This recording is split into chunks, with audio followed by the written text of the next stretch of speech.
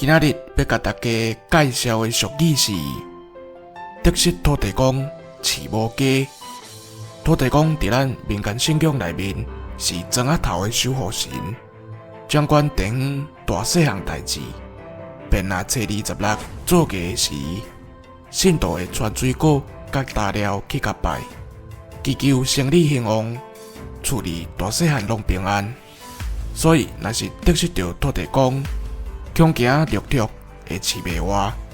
这句俗语讲的土地公，会用是政府机关内面有决定权的人物，也是公司的主管董事，甚至是地方的新事头人。若是得罪到这个人，想要有啥物发展，可能会撞到阻碍哦。以上，感谢收听。